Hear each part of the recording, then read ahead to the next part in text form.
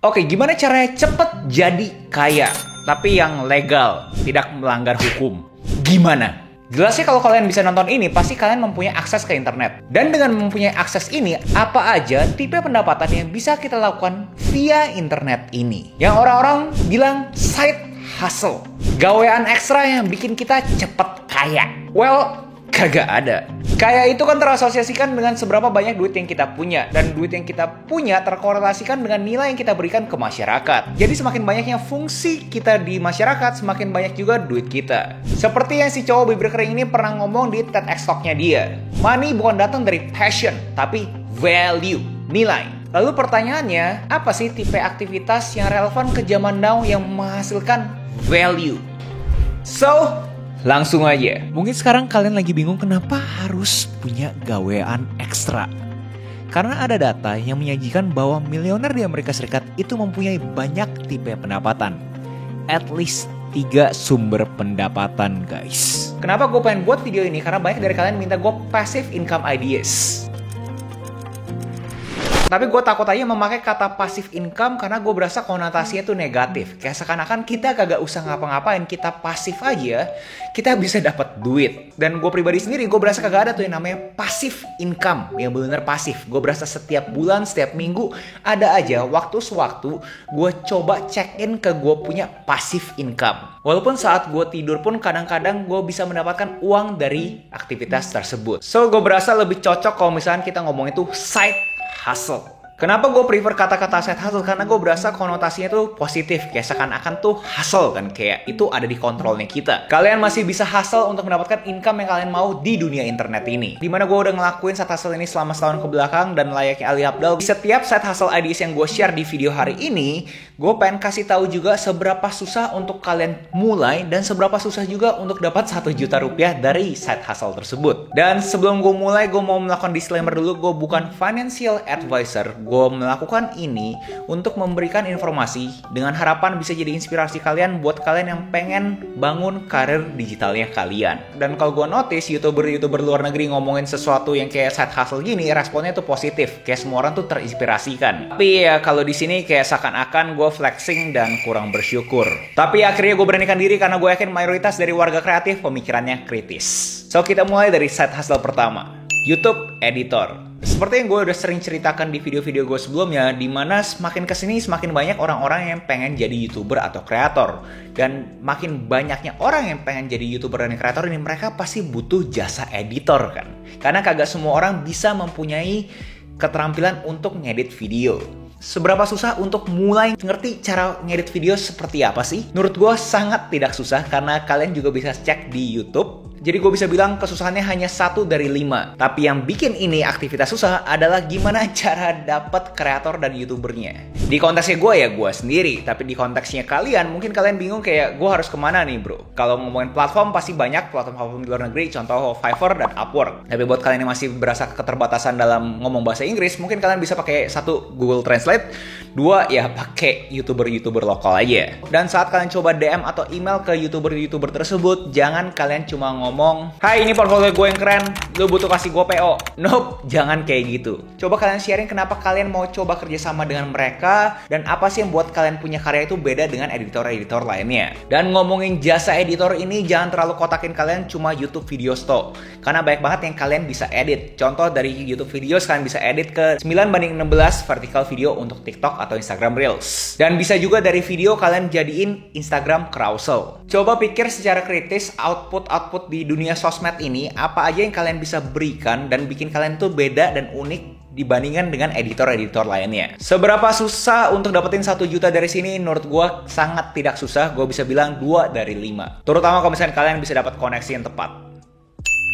Online consultation or mentoring. Dengan asumsi kalian sudah mempunyai jam terbang yang tinggi, pasti ada aja orang-orang di sekitar kalian yang jam terbangnya itu di bawah kalian pengen coba konsultasi dengan kalian. Jadi contoh kalau misalnya expertise kalian edit, kalian bisa bikin webinar atau kalian bisa bikin consultation one-on-one dengan kalian. Seberapa susah untuk kalian ngelakuin online mentoring ini? Menurut gue tergantung seberapa kuat kalian punya branding. Atau bahasa sederhananya reputasi. Jika kalian tidak mempunyai reputasi ya kagak mungkin ada orang yang mau dimentorkan oleh kalian. Gimana cara mulainya? Ya pertama kalian harus mempunyai eksistensi di media sosial. Lalu mungkin kalian juga bisa pakai apa yang gue pakai, yaitu Linkit, lnk.id, dimana gue bikin digital produk, yaitu orang bisa ngobrol dan konsultasi gue selama 1 jam. Jadi kalau ditanya seberapa susah untuk mulai, menurut gue 1 dari 5. Seberapa susah ya dapat 1 juta? Gue bisa bilang ini terkorelasikan ke kalian punya eksistensi atau ke kalian punya reputasi. Bukan berarti kalian followers gede langsung banyak banget yang mau konsultasi sama kalian, kagak gitu juga. Tapi kalian harus beneran punya reputasi bahwa kalian tuh punya value tersebut yang orang-orang pengen konsultasikan ke kalian. Jadi kalau ditanya seberapa susah untuk dapat 1 juta, gue bisa bilang mungkin 4 dari 5 karena kalian harus beneran punya value tersebut. Website designer. Seperti yang kalian tahu, pandemi kemarin ini bikin semua orang tuh buru-buru pengen go digital. Dan go digital pertama yang mereka pengen lakuin adalah ya punya website. Oleh karena itu, gue menyediakan jasa desain microsite builder yang namanya Linkit, lnk.id. Dimana ini semua gratis, kalau mereka cuma pengen ada website dengan brandnya mereka, tinggal mereka buat aja. Tapi misalkan mereka mau lebih custom, contoh bisa custom domain segala macam, ya itu bayar. Kagak harus Linkit karena jelasnya banyak banget website builder lainnya, contoh Squarespace, Wix, dan teman-temannya yang menawarkan jasa yang kurang lebih sama. Tapi kenapa gue pakai Linkit? Ya karena gratis.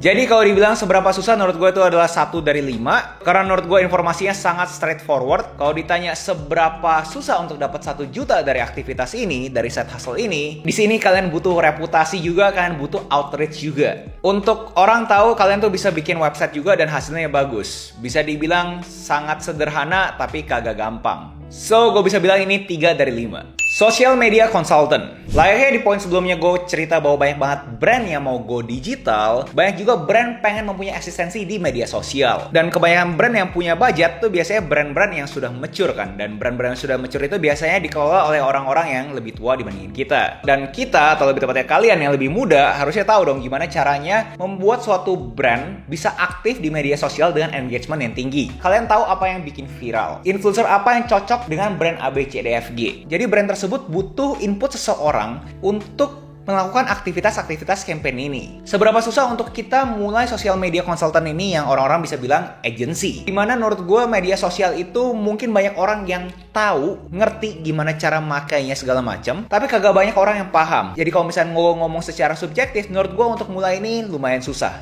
3 dari 5. Seberapa susah untuk dapat 1 juta pertama? Layaknya di poin sebelumnya, menurut gue ini adalah kombinasi dari kalian harus outreach dan harus punya reputasi juga. Jadi gue bisa bilang 3 dari 5 juga. Paid newsletter. Kalian bisa bikin suatu eksklusif grup yang mempunyai suatu eksklusif konten, dimana konten tersebut tidak ada di mana-mana selain di grup tersebut. Di konteksnya gue adalah newsletter, dimana gue udah pernah jelasin detailnya di video yang ini. Tapi secara singkat, newsletter Agus Leo Halim adalah rekapan pemikiran gue selama seminggu. Apa aja yang gue pikirin selama seminggu dengan 3 format. 1 big ideas, 3 small ideas, dan 1 pertanyaan untuk kalian tanya ke diri kalian sendiri. Dan seberapa susah untuk kalian mulai eksklusif konten ini? Menurut gue sangat gampang. Kalian tinggal bikin konten yang eksklusif. Jadi ini 1 dari 5. Seberapa susah untuk mendapatkan 1 juta rupiah dari aktivitas ini? Menurut gue lumayan gampang. Gue bisa bilang 2 out of 5. Karena pas gue mulai newsletter ini, gue juga berasa lumayan cepat menuju 1 jutanya, dimana gue sebenarnya baru 1000 subscriber doang. Affiliate marketing. Gue tahu kata-kata affiliate saat pembuatan video ini terkesan sesuatu yang negatif. Tapi poin dari affiliate marketing adalah kalian bisa menjadi affiliate dari suatu brand. Dan kalian sebagai afiliator yang kalian bisa menjual produk atau jasa dari brand tersebut. Contoh paling gampang kalau misalnya kalian mau investasi ke kripto, gue tinggal share gue punya affiliate link ke kalian. Dan secara teknis gue adalah afiliator brand-brand tersebut. Seberapa susah? Menurut gue sangat tidak susah karena banyak banget platform-platform yang sudah memberikan kemudahan untuk jadi afiliator dari setiap brand yang mereka sajikan di platform tersebut. Bahkan kalau misalnya kalian ada yang pengen jualan gue punya digital product, contohnya 20% viral, kalian tinggal DM gue aja. Abis itu dengan memakai Linkit, gue bisa buat affiliate links buat kalian. Seberapa susah untuk mendapatkan 1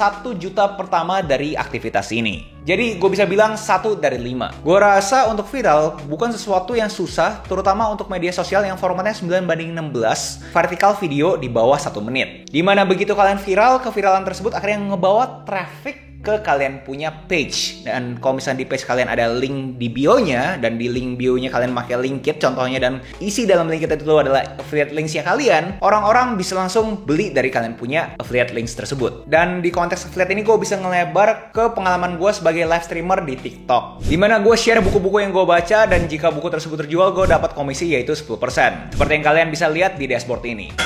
Jadi seberapa susah aktivitas ini untuk mendapatkan 1 juta? Gue bisa bilang 3 out of 5. Karena kalian harus viral. NFT consultant. NFT itu bisa jadi sesuatu yang makin hype atau makin turun ke bawah juga, kagak ada yang tahu. Tapi jelasnya di tahun 2020 sama 2021 banyak banget brand-brand yang pengen bikin NFT-nya mereka. Tapi karena dunia NFT ini bergeraknya sangat cepat, kayak terisolasikan ke dunia sendiri, ya pasti banyak orang-orang yang bingung kayak gimana caranya mitigasi dunia NFT tersebut. Oleh karena itu, brand pasti butuh banget suatu sosok yang benar-benar mempelajari NFT setiap harinya. Dari kita ngomongin gimana bikin komunitasnya, kontennya, artnya, gimana bikin Discord, gimana cara minting di blockchain-nya.